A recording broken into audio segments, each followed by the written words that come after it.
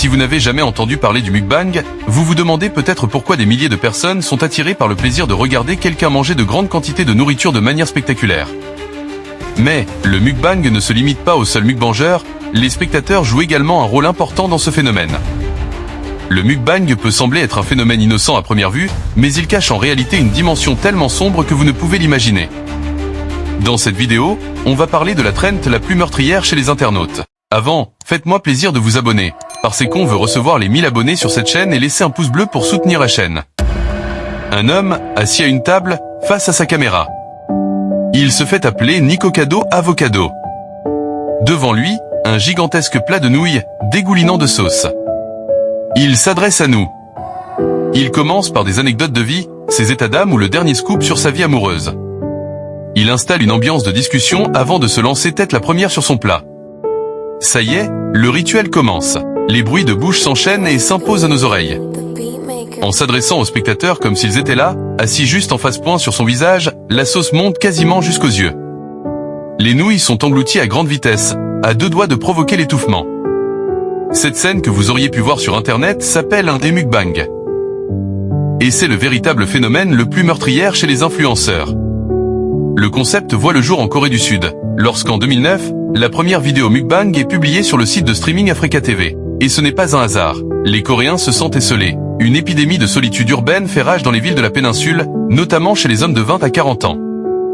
L'instant du repas, moment convivial par excellence, se transforme en un tête-à-tête avec soi-même. Face à cette solitude, c'est sur Internet que les Coréens tentent de trouver une solution. Le mukbang se taille un beau succès. Les vidéos se multiplient et se propagent rapidement sur toutes les plateformes sociales. Virales, elles sont partagées par milliers et attirent la curiosité des foules partout dans le monde. Mais avec sa prolifération, le mukbang mute. Tel un virus, il s'adapte à son milieu. Bruit de bouche, plats gigantesques, débordements de sauce, de sucre et de fromage, certains mukbangers ont choisi de le faire en mangeant de plus en plus. Pas de famille ou d'amis avec qui dîner? Pas de problème. Avec le mukbang, nos convives sont à portée de clic. Mais le plus pire dans ça, c'est la torture des animaux de mer. Et certains même sont des animaux à voie de disparition. Ils peuvent les manger vivants, et là c'est le pire chez les mukbangures. Notez tout de même qu'en Corée du Sud, la loi n'interdit aucune violence sur les animaux de mer ou les crustacés. La plateforme ne semble pas juger nécessaire la régulation de ces formes de mise en danger de soi, et continue de capitaliser dessus. Certaines de ces vidéos sont même sponsorisées par des marques, qui offrent ainsi aux mukbangers la possibilité de monétiser davantage la destruction de leur vie, tout en tirant profit.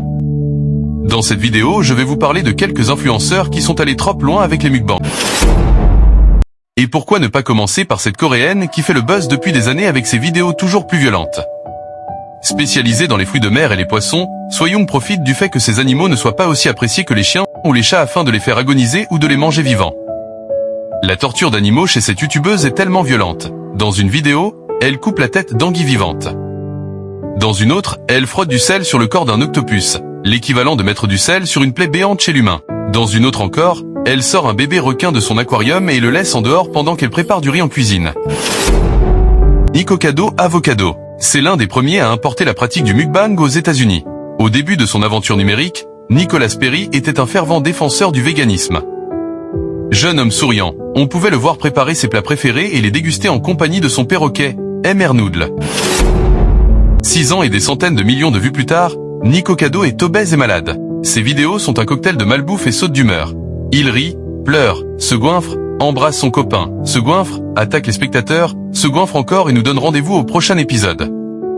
Il déprime sur son sort et sa colossale prise de poids, mais rejette la faute sur ceux qui le regardent. Et comment lui donner tort? Son public ne cesse de croître malgré la dégradation des vidéos. La dernière en date compte plus d'1,5 million de visualisations en moins de 2 semaines. Dans les commentaires, certains s'inquiètent, peu l'encouragent, la plupart l'insultent. Awabel28 est maintenant la tiktokeuse la plus populaire dans les mukbangs. Elle pèse 180 kg. Mais Awa, elle détruit sa santé sur les réseaux. Elle peut manger plus de 10 kg de nourriture. Dans une de ses interviews, elle explique elle-même qu'elle doit perdre du poids parce qu'il y a trop de sucre dans son corps mais quand même elle aime manger. Mais je pense bien qu'à chaque fois qu'elle gagne des dons avec ses vidéos, ses lives cela l'incite encore plus de faire des vidéos. Et puis elle se respecte tellement pas, elle partage des moments qu'elle est aux toilettes, elle a la diarrhée. Tout le temps. On a des fesses dans le ventre. Oh, je pétais. Mince. J'ai envie de péter. Oups. Mais pourquoi Hawa continue? Oui, on sait bien que, il y a forcément une maladie en elle, où elle ne peut pas s'empêcher de manger à des quantités astronomiques, ça je le conçois. Mais implicitement, il y a une partie d'elle, qui continue Internet, parce qu'elle gagne des dons envers sa communauté. Et ça l'incite à faire toujours des vidéos, de plus. Évidemment, il y a une partie de sa communauté qui a peur pour sa santé et la déconseille dans les commentaires. Et beaucoup ont fait des vidéos en la disant il faut qu'elle change. Mais je pense qu'une partie de sa communauté est toujours là pour elle, même si elle fait plus 180 kilos. Parce que là on assiste à la destruction d'une personne. Mais ceux que nous on ne devrait pas faire quelque chose? Peut-on agir pour aider Hawa? Oui, si les gens qui font des dons à Hawa arrêtent, si les gens arrêtent de regarder ces vidéos catastrophiques.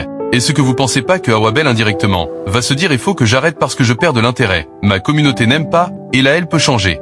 Et vous sauverez toute une vie, ou toute une communauté qui pense c'est dans les mukbangs qu'ils vont devenir célèbres. Si vous trouvez ça normal, mettez en commentaire.